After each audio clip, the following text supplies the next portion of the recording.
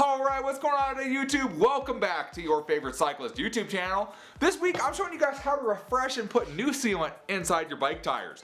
But before we get into today's video, if you are new to my channel, make sure you head down below, hit that subscribe button for me.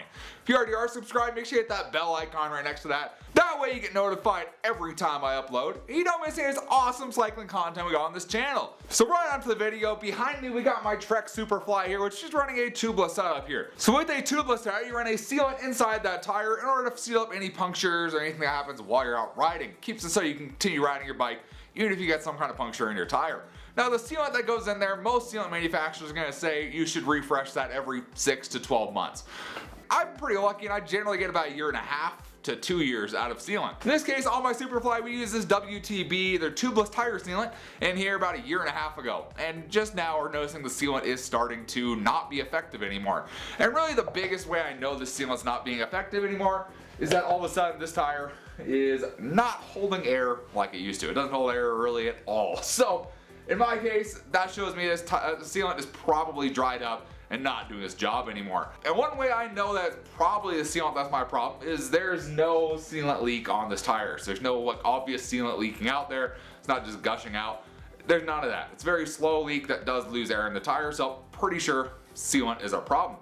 So today I'm going to show you guys how to go ahead and refresh your sealant in there the easy way, the way that I've always done it. So let's go ahead, we're going to move over to the bike. We're going to start with the rear wheel, we'll get that all set, and then we'll move on to the front wheel from there. And we'll get the new sealant in these tires so we can keep on riding even when the weather's getting colder. Okay, so in my case, I like to use what's called a sealant injector right here. So this is the stands injector. It's called the injector. Essentially what it does is it injects sealant into there without having to pop the bead on the tire. If you're someone like me with the bike like my Superfly, where the tires are just a pain in the butt to reseat and get them seated back up, this makes things a lot easier. You don't have to reseat, you don't have to unseat the bead at all. You can just feed it right through the valve stem and you're set to go. Now of course you can go ahead and pop like as part of the bead off here and just dump the sealant in.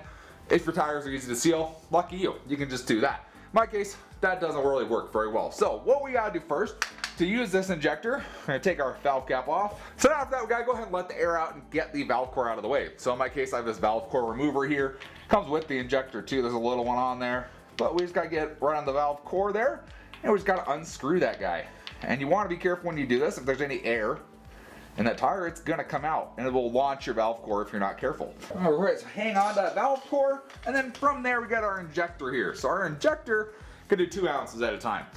I most time will inject the sealant in that way. However, this time we're actually going to take the plunger out and we're just going to use this like a funnel. We're just going to dump our sealant right into here and it should work roughly about the same. So we get this guy, we just got to thread it on to our valve stem right down here. And there we go, we kind of got a funnel going on right there to be able to dump our sealant into. So grab our sealant here. In this case, the WTB tubeless tire sealant here. Same stuff I use when I set up these tires. Just going to take the cap off of there. And we're just going to go ahead and dump this into our little funnel. We're going to go kind of slow. That way we don't like spill all over the place, because that would be kind of sucky. Whoa.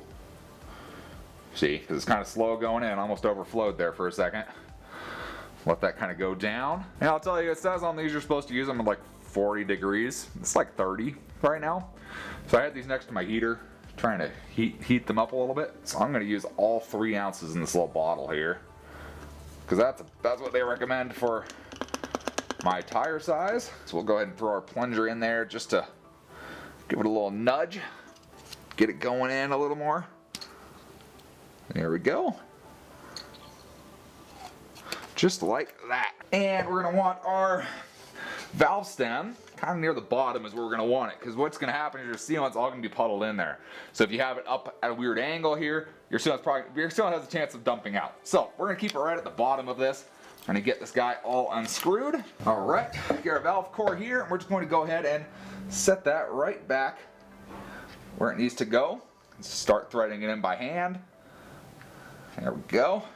And we're just going to go ahead and tighten our valve core right back up. Got our valve core all tightened up, and then from there we're going to get air pump and just pump that back up to the pressure it should be at, which in my case around 30 psi. Generally gotta run these out around here in Nevada. So once you have all your sealant in there, you can just pump it up just like you would any other tire. You're not have to worry about trying to seat it again, trying to get the bead to pop.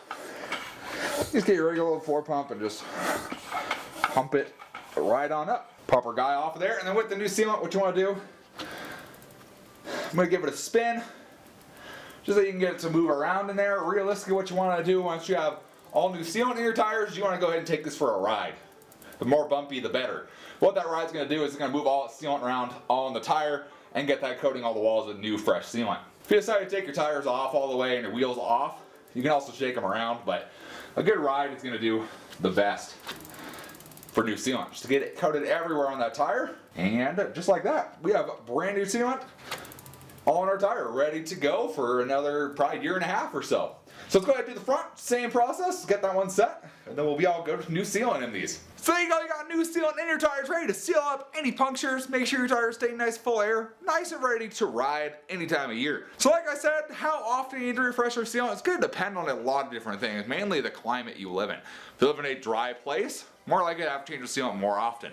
If you live in a very wet, humid place, possibly your sealant can just last a really long time and never really go solid. And I've had both of those climates in my experience, where in Hawaii it was 100% humidity all the time and my sealant never really went bad. Maybe every like 2.5 years I would add more sealant, but it never really went bad.